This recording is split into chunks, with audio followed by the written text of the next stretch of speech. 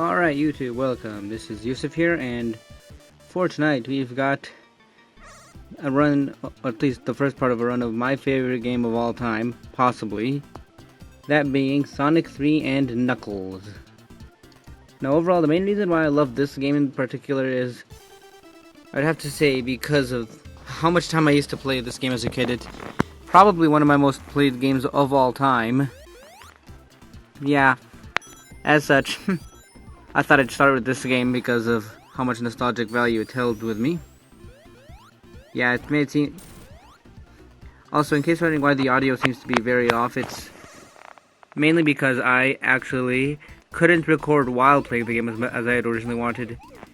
This computer man, and as such, I'm actually doing post-production narration, which I seem pretty comfortable with. I mean, it could definitely be a lot better, but yeah, it feels like I'm not in with the gameplay as much as I could be. I mean, you probably won't be able to tell if my voice doesn't show it, but every time I play these special stages, even if it's something as simple as the first one, my heart does kind of race a little because I try to challenge myself whenever I can, and to not just collect all the blue spheres, which you're kind of required to do, but interestingly, if you enclose any blue spheres in a ring of red spheres or something, then all the red spheres and all the blue spheres inside, interestingly, get turned into rings, which is important for getting a perfect in these special stages. You do that by collecting all the potential rings, by including all new rings that may already be out or any rings that you can create. You can clearly see here that 64 rings is the total for that. But yeah.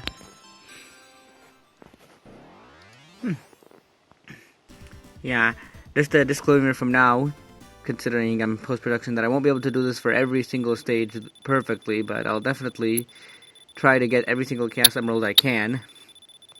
So far, that seems to be going pretty well in this run.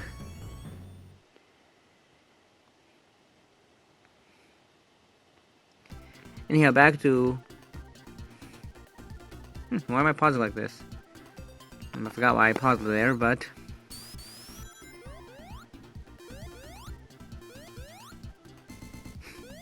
just to show you that you'd think that after so many years of playing this game I'd be very good at it, but the fact that I can't even make that simple jump except after a few tries, and I don't actually need to do that. Yeah, you'll see some pretty epic fails. Then again, what's a high jump kick video without one? I have a feeling this is going to be a big thing on my channel, considering how a lot of times, I mean, I like to play games even though I am, by myself, not very good at them. You can see that with this loop here, but overall I still think this is one of the games that I'm much better at than normal. I mean, if you want to see a real example of games where I feel like I enjoy them even though they're really, really tough for me, I'll probably do some Mega Man playthroughs later on. I know the Mega Man series is famous for its difficulty, and ever since I got into it, it's been both frustrating and entertaining me at the same time. But enough about that blue hero, let's focus on this blue hero. Yeah, another thing that really makes me love this game so much are all the special and bonus stages. I mean, this has to be easily one of my favorite bonus stages, I should say, in the game. There's three different ones, and I mean, I really like how creative this game is. I mean, it's considering what the last Sonic game was. This really feels like one of the games that I really, really enjoyed more than any other. But yeah, I really wish we could have some more Sonic sections that are just like this. I mean, I don't know, I personally find it very, very fun, and it's different enough from the games like Sonic Spinball. But yeah, let's zone back in.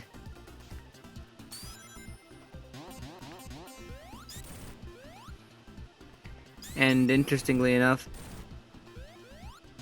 there's actually the tiny little glitch that makes the ring disappear for a short amount of time, even after it just disappears. But that doesn't mean you can't get back to it. There we go. And again, another thing that I really enjoy about the special stages is how simple the graphics are, and yet how by playing with the color schemes and the layout of the thing, each stage feels as different as it really is. I mean, even though we're all just on a gigantic checkered sphere. Even though I want to say, topologically speaking, it's because of the way it loops back, I don't think it's a sphere as much as it is a very, very weird donut. Also, if you notice, I'm skipping these ones because these cannot turn into rings, and as such, I want to save them for last. I mean, if I was just after the emerald, then yeah, I would just collect those and get the stage done as fast as possible, but yeah, if you notice, I'm after as many rings as I can possibly get. So yeah.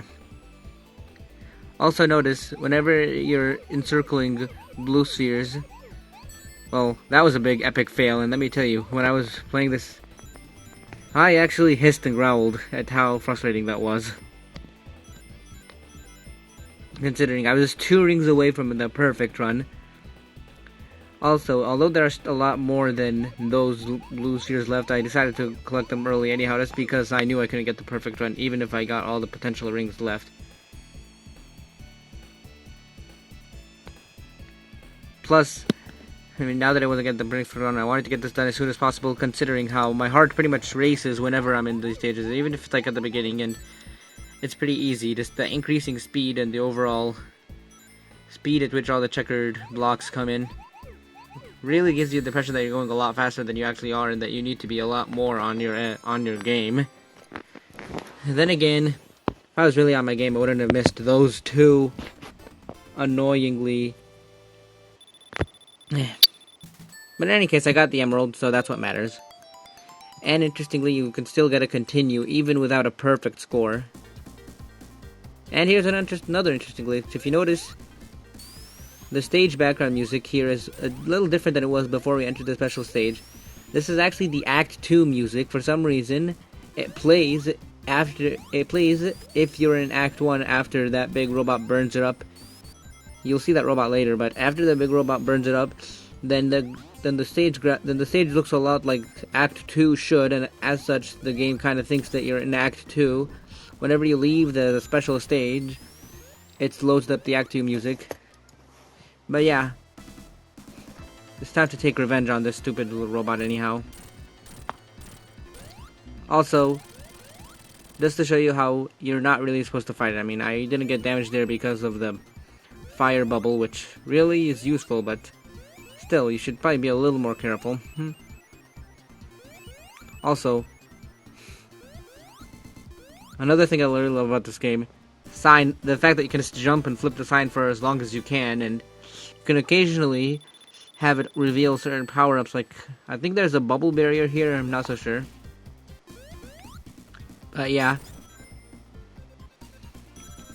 I like how this ring, they're practically forced to get it. Mainly because of the fact that the game wants you to see that, hey, you can get these rings, you can get to these special stages, see if you can get any emeralds, and even if you don't, it's still pretty fun. I mean, thankfully this one's a lot more straightforward than the last one, and so it's a lot easier to get a perfect here. Just the one thing you want to remember is when you're at, I want to say 18 blue spheres left, you have to jump over one of them, because then you'd have a 2, and then 16 in a block that you can turn into rings.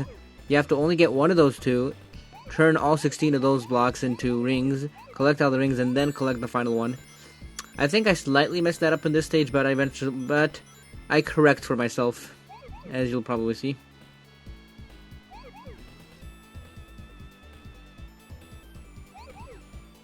Yeah, another thing that you want to notice, if you notice, the number of blue spheres you have really seems like a lot, but it really isn't, considering how many blocks like this can be quickly cleared. Yeah, this is kind of the part where I jump a little too early. And then I realized my mistake. I correct myself. I realized it was 18 and not 20.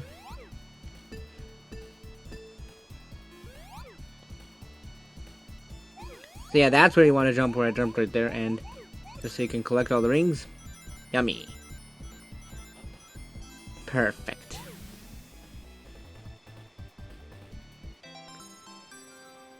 It's really amazing how quickly you can collect Chaos Emeralds in the beginning of the stage. And when you find out that there's only 7 of them in this game, you realize that you're getting them a little too quickly, but you'll see why getting all 7 is really nice, in case you don't already know, which I'm guessing most of you do.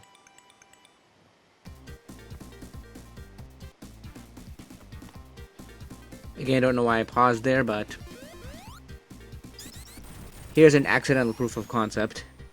It's basically an accidental proof of concept showing that yes, you can go back to the first act from the second act unless there's anything in the level geometry that prevents you from doing that. I know in the next zone that when you go into the Act 1 mini boss, you're prevented from going back. But in this stage that doesn't happen. And yeah. Admittedly, it's not as easy as it looks to jump and bounce around in that big bubble. But I still love that bubble a lot. I mean, just the simple fact that you can stay in water for extended periods of time without having to find any air, considering you're already encircled, or what word did I use here? Surrounded, yeah, by a blob of air. Yeah, in case you're wondering, my speech quality isn't very good right now because, well, this is my very first YouTube video and I'm not very used to this. Hopefully I'm gonna get more used to this. And one of the main reasons that I want to get more used to doing YouTube videos is because I feel like this will help me in my ability to speak in general and help me feel more comfortable speaking. Which is why, I mean, right now my voice probably sounds really uncomfortable. I have no idea how I'm gonna sound to my average viewers, but of course that's what the comment section's for.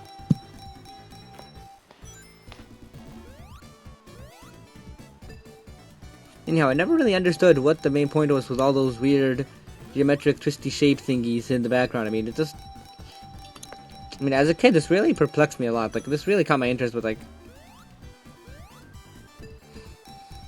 Also, one thing that really I want to kind of question is why in the other 2 bonus stages you're allowed to keep whatever shield or bubble you're in, but here, no matter what bubble you have, you're not seen with it. I guess that's kind of because this is the only of the 3 that can't already give you any bubbles or shields, and so it wouldn't make. So I guess that's why they would justify not showing it. But also because I guess the jumping mechanics would be a little confusing and.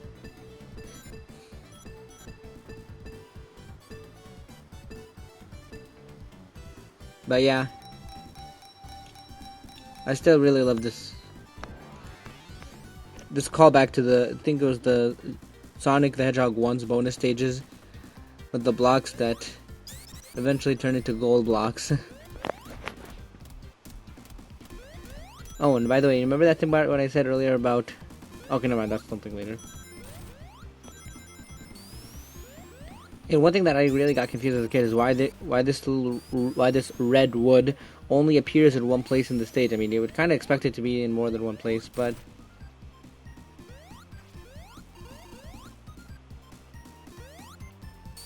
But yeah.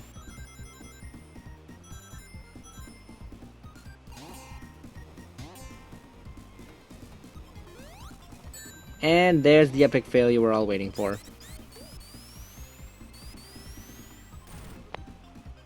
Enjoy it. But yeah. Here's a ring that's kind of easy to miss, so... I mean, yeah, if you can remember it's in that location, then...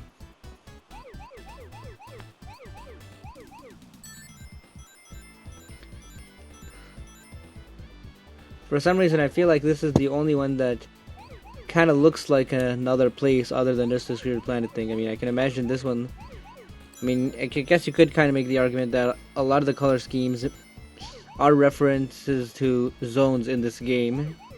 This is by far the most obvious, and yeah, for the same reason as I mentioned earlier, I'm going to skip that one little ball, and I'm going to get back to it later. Yeah, this has to be one of my favorite ring-giving sections of all time.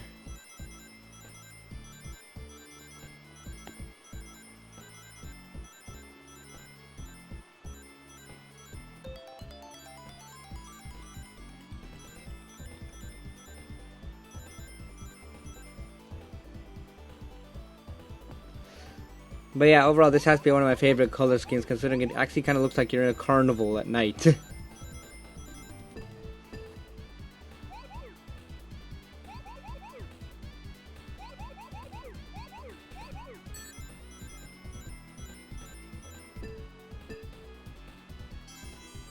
Perfect.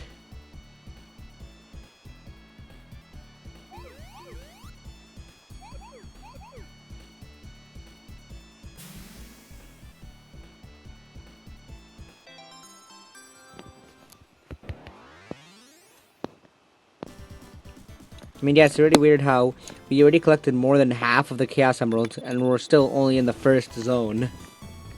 I want to say if you can find all the, if I can find all the rings, the giant rings, I should say, you should be able to get to all 7 special stages within the first 2 zones, which I think is a little overpowered, but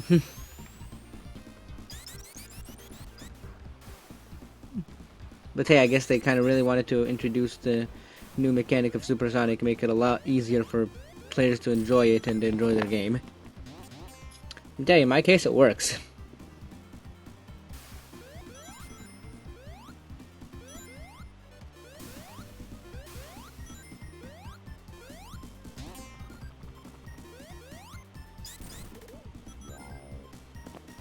But yeah, this is one of the other things why I want to be able to speak better. Right now, I'm kind of running out of things to say. I mean, it's when I want to talk more about like how I'm beating up the rhino by bouncing around, but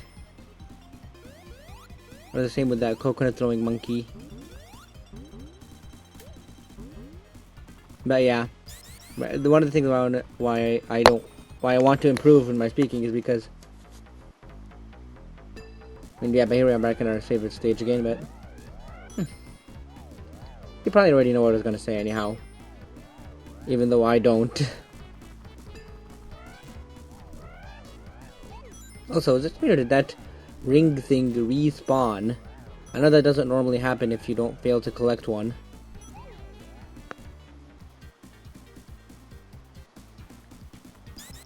But yeah, that's the proof of concept. Unlike a lot of the other things here, you can't go back here.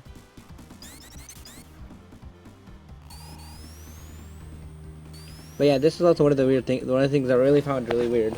Sonic the Hedgehog is actually slower than that bomber aircraft. In fact, he's just barely running fast enough to avoid the explosions. So much for the fastest thing alive. Then again, as a lot of people know, later in this stage, you'll find that Eggman can run as fast as Sonic.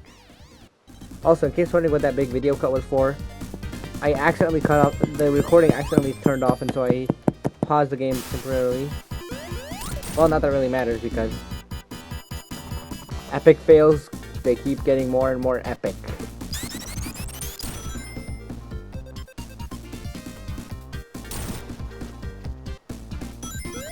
But yeah.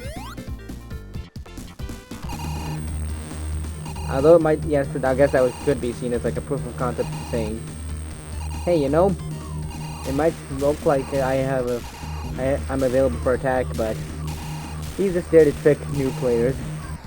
And experienced ones, as you can see with my case.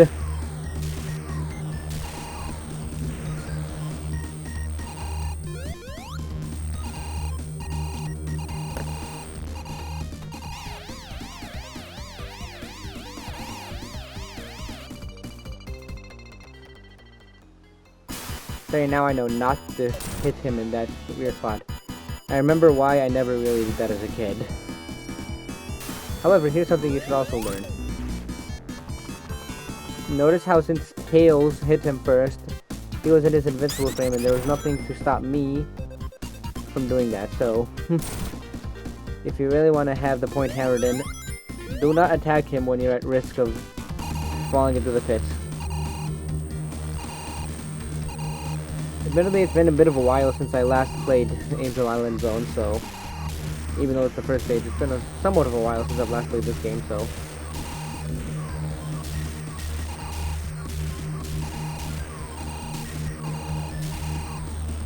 Yeah. Hopefully this time we'll actually fight them the correct way. Even though this guy should be an absolute piece of cake. I mean, it should be for the first boss, but... since I already died twice to him, who am I to say anything? No, this attack is normally easy to avoid if you don't mess the timing up like I do here. So yeah, with this attack, it's a lot easier considering you just have to not be under him, even if that's where you have to use to attack him. And from then on, I believe this is me just not taking any more damage and giving this boss some sweet old style revenge! I have no idea why I elongated revenge like that.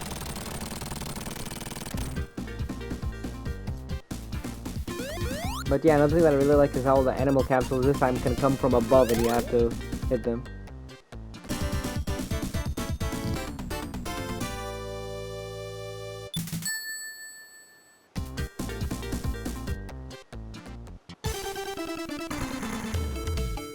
And then Knuckles tries to drop us into the bottomless pit, which is where we're going to cut out for now, considering this is Hydro City Zone, which we're going to cover next time. Meanwhile, fare thee well. I just copied that from ROM.